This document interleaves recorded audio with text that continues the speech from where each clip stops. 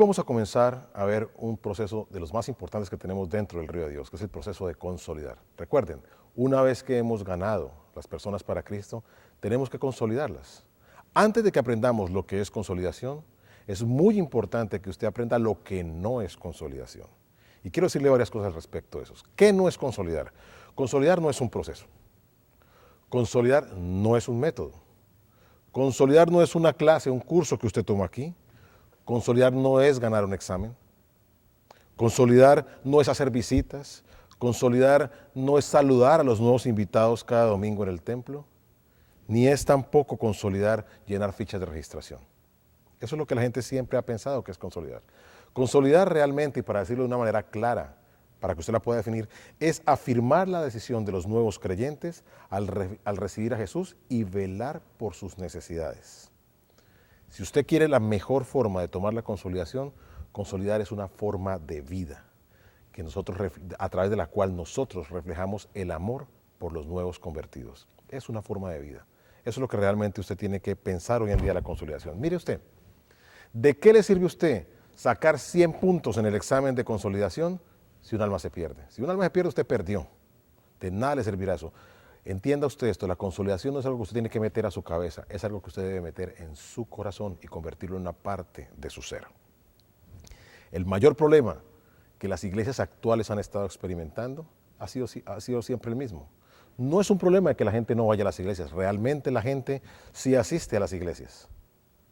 El problema es que parece que tuviera una puerta trasera más grande que la puerta de entrada, por donde sale todo el que entra.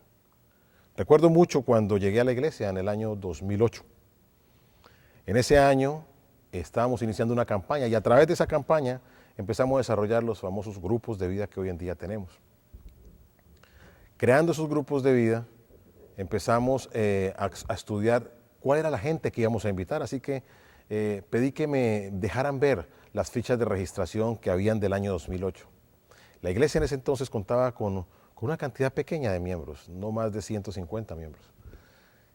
Y cuando fuimos a ver las fichas de registración, habían más de 700 fichas de registración. Es decir, ese año por la iglesia habían pasado más de 700 almas, pero no sabíamos dónde estaban.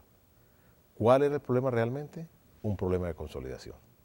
Mucha gente va a las iglesias, pero ¿cuántas de ellas se quedan? Esa es la pregunta que hay que contestarnos. Debemos ganar a los perdidos, pero no podemos perder a los ganados. Esa debe ser una parte de nuestra vida de la más importante que tengamos que ver. Quiero decirles con esto con un ejemplo. Cuando era un niño, tenía yo una pequeña perra, la perra era de mi abuela. Esa perra se llamaba Tani.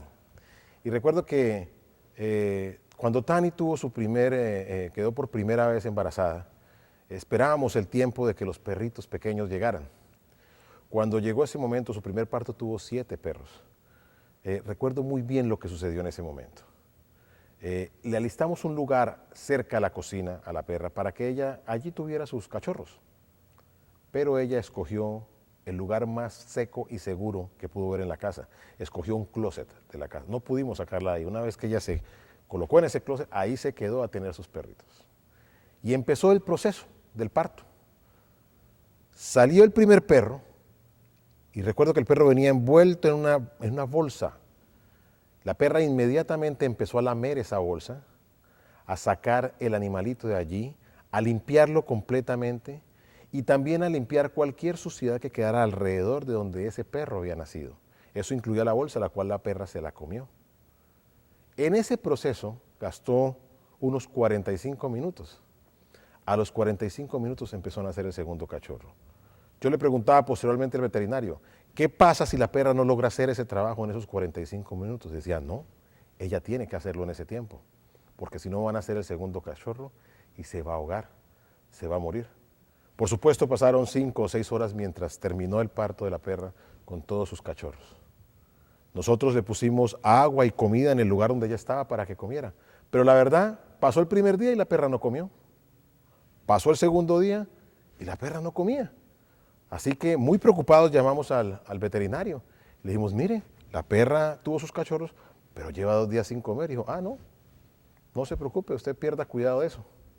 Usted vio las bolsas que se comió de los perritos, esas bolsas contienen los nutrientes necesarios para que ella esté alimentada durante 72 horas. ¡Wow! Era sorprendente. Aparte de eso me dijo, ella no se debe mover de donde están los perros, porque los perros aún no controlan su temperatura. Ella no se puede apartar más de 10 o 15 minutos del lado de los cachorros o se van a enfriar y los cachorros pueden morir. Ese día yo aprendí una gran lección.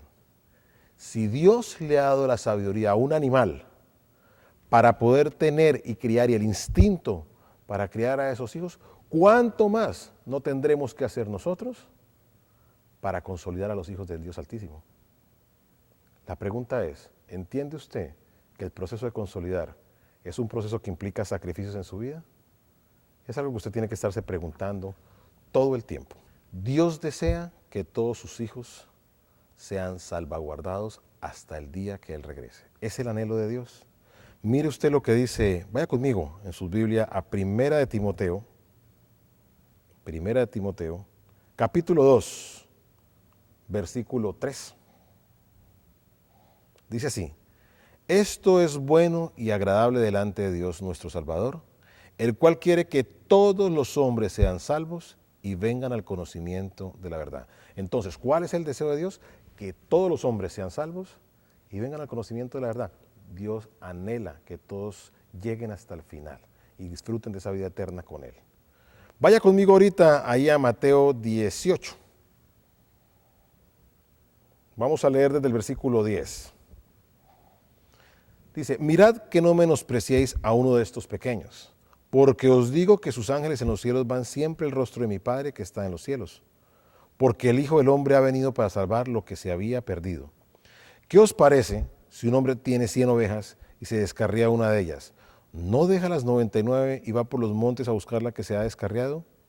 Y si acontece que la encuentro, de cierto os digo que os regocija más por aquella que por las 99 que no se descarriaron.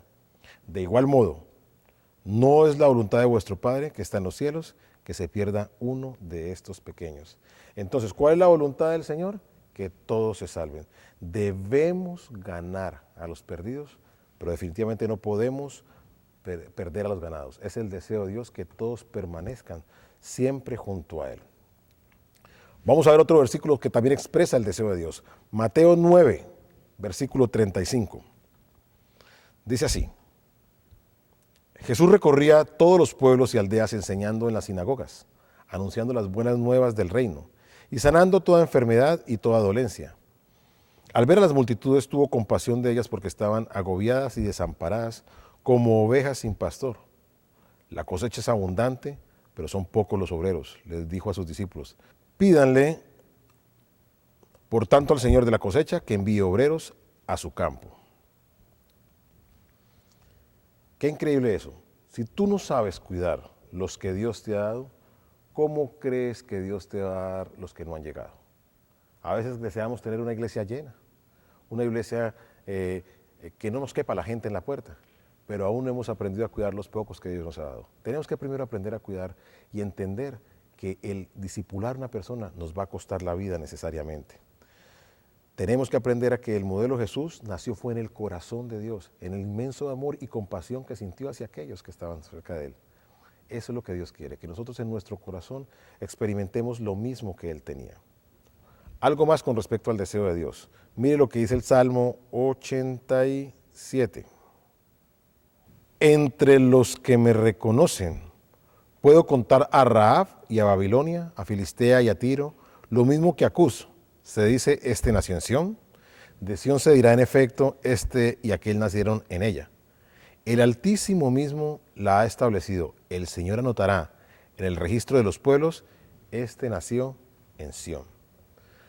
Miren el cuidado de Dios al extremo que debe llegar. El cuidado de Dios llega al extremo de que Dios tiene cuidado de cada persona y le tiene un lugar inscrito y tiene claramente el lugar que nació. Cuando nosotros en la iglesia registramos las personas, empezamos ese proceso de consolidación a través de tener los datos, lo que estamos haciendo es haciendo exactamente lo que hacía el Señor. Mejor dicho, en el cielo el Señor tiene un registro civil inmenso donde está apuntado dónde nacimos cada uno de nosotros. Cuando nosotros hacemos esto aquí en nuestra iglesia, sencillamente estamos repitiendo lo que ya Dios nos ha enseñado y que dejó claramente establecido en su palabra. Miren, quiero darle a ustedes 3 puntos importantes, 3 razones por las cuales usted debe consolidar. La primera de ellas, porque es la voluntad de Dios. Se lo acabo de demostrar que el deseo de Dios es siempre consolidar y guardar la vida de aquellos que han conocido su palabra. Segundo, por amor a las personas. Si usted realmente es una persona que ama a otros, usted va a cuidar de la vida de esas personas. No lo hacemos así con nuestra esposa, no lo hacemos así con nuestros hijos. Cuidamos de los que amamos. Cuidamos de los que amamos sinceramente y por amor a los demás debemos consolidarlos. Otra razón, técnica además, porque su grupo y su iglesia crece cuando usted consolida. La mejor manera de garantizar el crecimiento de su grupo de vida, de la iglesia, es a través de la consolidación. Cada persona que se convierte es un hijo de Dios. Y Dios está colocando en nuestras manos una misión muy importante. Creo que la confianza del Señor en nosotros es grande al permitir que ponga en nuestras manos que ninguno se pierda. Recuerde usted las palabras que decía el Señor en el libro de Juan, en el capítulo 6, versículo 39. Dice así: y esta es la voluntad del que me envió, que yo no pierda nada de lo que Él me ha dado, sino que lo resucite en el día final. Porque la voluntad de mi Padre es que todo el que reconozca al Hijo y crea en Él tenga vida eterna, y yo lo resucitaré en el día final. ¿Qué es lo que anhela el Señor? Que todos le conozcan, que todos le conozcan. Diga usted conmigo allí donde está usted, diga: no es la voluntad del Padre que ninguno se pierda, y tampoco será la mía. No es la voluntad del Padre, que no sea su voluntad que alguien se pierda. Tenga usted una verdadera actitud de consolidador. Cuando yo leo este capítulo, está mostrando Jesús su verdadera actitud como consolidador.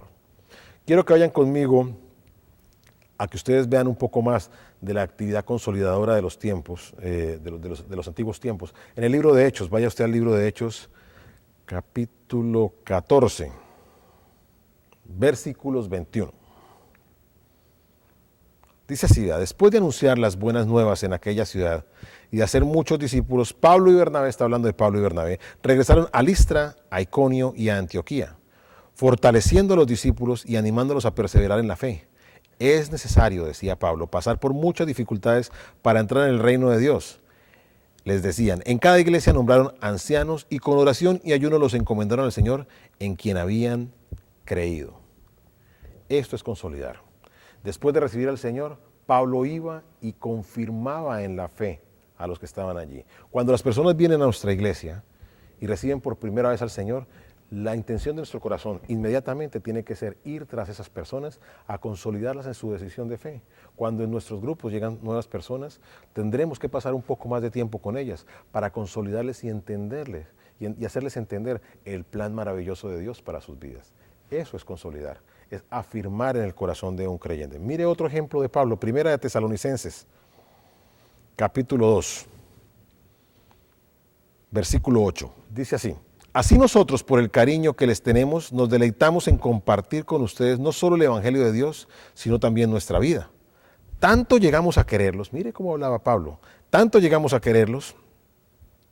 Recordarán, hermanos, nuestros esfuerzos y fatigas para proclamarles el Evangelio de Dios y cómo trabajamos día y noche para no serles una carga.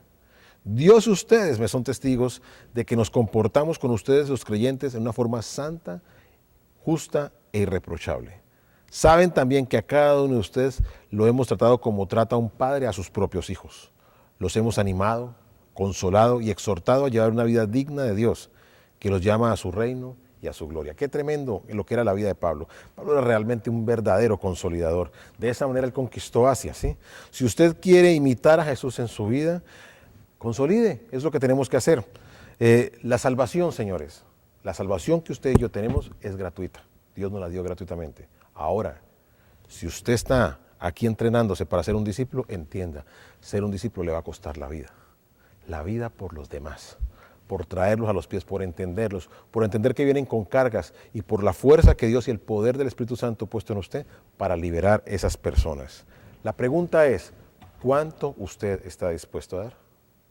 Conteste usted esa parte. ¿Cuánto usted está realmente dispuesto a dar por la vida de otros? Jesús fue el mejor ejemplo de consolidación. Voy a mencionar algunos ejemplos de cómo Jesús consolidó. Por ejemplo, cuando Jesús encuentra en las barcas a Pedro y también encuentra a Andrés, Cuando Jesús los llama, ¿qué fue lo primero que Jesús hizo? Ir a su casa, sanar a la suegra de Pedro e inmediatamente compartir con ellos. Eso se llama consolidar, eso es lo que estaba haciendo Jesús. Cuando conoció a Felipe, lo consolidó, y no solamente lo consolidó, sino que hizo que Felipe trajera a un amigo de él, a Natanael. Está escrito en la Biblia, en Juan 1. A Zaqueo, a Mateo. A Mateo lo encontró en el banco de los tributos, le compartió, y esa misma noche tuvo grupo de vida en la casa con él, con Mateo y con todos los amigos de él. A Zaqueo lo consolidó en su propia casa aún sin conocerlo, cuando le dio posada, y Jesús esa noche tuvo grupo en su casa, y hubo un verdadero arrepentimiento y un cambio total en la vida de Zaqueo. ¿Qué tal la samaritana? Se la encontró en el pozo, le muestra la salvación del Señor. La samaritana va por el resto del pueblo y el Señor incluso se quedó en Samaria compartiendo de las buenas nuevas.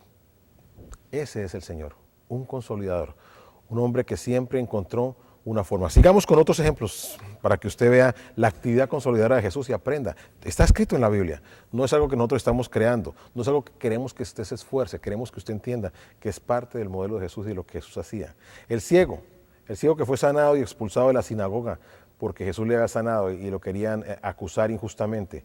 Jesús fue y lo buscó y se le reveló a él como el Hijo de Dios. ¿Se acuerdan ustedes, por ejemplo, de la hija de Jairo? ¿Qué pasó cuando la hija de Jairo fue resucitada? Lo primero que Jesús hizo fue cuidar, dijo, por favor, denle de comer. El endemoniado Gadareno, ¿qué fue lo primero que el Señor hizo? Decirles, por favor, vístanlo. O sea, cada persona que el Señor le compartió, lo liberó, lo sanó de alguna manera, siempre se preocupó de que esa persona fuera posteriormente consolidada. Hay dos enseñanzas maravillosas en la Biblia, dos parábolas fantásticas que hablan acerca de la actitud consolidadora que debemos tener nosotros. Una es la parábola del buen samaritano y la otra es la del hijo pródigo. Léalas usted y usted se va a dar cuenta de la actitud consolidadora que tenía. No solamente Jesús lo hizo, mire que es un ADN. Una vez que Jesús lo hizo, empezaron los discípulos de él a consolidar de la misma manera. Por ejemplo, los nuevos convertidos en Pentecostés, ¿recuerdan los primeros que se convirtieron? 3,000, que es lo que habla la Biblia, fueron bautizados y enseñados. Dicen que desde ese momento tenían todas las cosas en común con ellos. Pablo, aún después de la aparición que hace sobre Saulo, en ese momento no era Pablo sino Saulo, cuando el Señor se aparece sobre la vida de Saulo, es enviado a una ciudad y en esa ciudad es enviado un hombre, Ananías. Ananías fue enviado a que recuperara a Pablo la vista, a liberarlo de la ceguera que tenía y a darle instrucciones. ¿Qué fue lo que hizo Ananías? Consolidar la vida de Pablo. ¿Usted se imagina que Ananías no hubiera atendido el llamado del Señor cuando le dijo, ve a buscar a ese hombre Pablo? Sencillamente, la mitad de Asia no hubiera sido evangelizada por Pablo. Quizás el Señor hubiera utilizado otro, pero gracias a Dios, gracias a Ananías, que pudo ver el llamado del Señor. Dios te está haciendo un llamado. Tú no sabes a quién vas a evangelizar. Como lo decía un momento, como lo contaba en una historia en estos días, Bill Graham fue un hombre que fue ganado por la persistencia de otros. Y creo que ha sido el evangelista más grande de los últimos tiempos. Así que, ¿qué tal que usted no quisiera ser un hombre persistente en consolidar a aquellas personas que Dios le ha dado? Vamos a terminar. Lo que Jesús dijo sobre permanecer en él fue lo siguiente. Está escrito en la palabra en Juan 15. Vamos a leer en el versículo 4 primeramente. Dice a mí, permaneced en mí y yo en vosotros. Versículo 6. El que permanece en mí y yo en él, éste lleva mucho fruto. Él dijo que separado de él nada podemos hacer y que aquel que no permanece en él será echado al fuego y se secará. Mire bien la responsabilidad que tenemos cuando una persona llega a los pies de Cristo. Los que permanecemos tenemos una promesa de grandes bendiciones en el Señor. Es más, nos promete mucho fruto. Pero mire, aquel que no es consolidado, que no permanece en él, espera un futuro horrendo. No solamente no dará fruto, sino que se secará, será echado al fuego, no serán respondidas sus oraciones, ni recibirá las bendiciones del Señor. Usted y yo necesitamos hacer un pacto en este día. Un pacto para consolidar. Pero lo primero que usted tiene que entender es que consolidar no va a ser una tarea que usted tenga en esta academia, no va a ser una clase más que usted vio. Lo que quiero decirle a usted es que usted tiene que tomar consolidar como una parte de su vida. Hágalo un estilo de vida. No permita solamente, no le permita a su corazón solamente ganar las personas.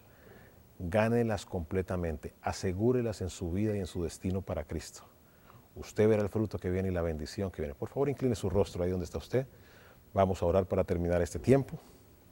Dios ha puesto una enorme responsabilidad en manos de nosotros. Así que usted dele gracias al Señor ahí donde está.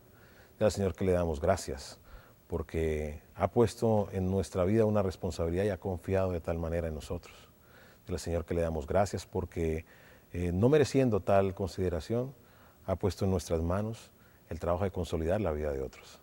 Que nos dé sabiduría, que nos dé el amor y que aferre a nuestra vida el anhelo profundo de consolidar la vida de otros, de llevarlos a un destino y a un puerto seguro, que les podamos asegurar en su decisión de fe y que podemos llevarlos a ser libres en lo que Dios ha planeado para la vida de cada uno de nosotros. En el nombre de Cristo Jesús. Amén.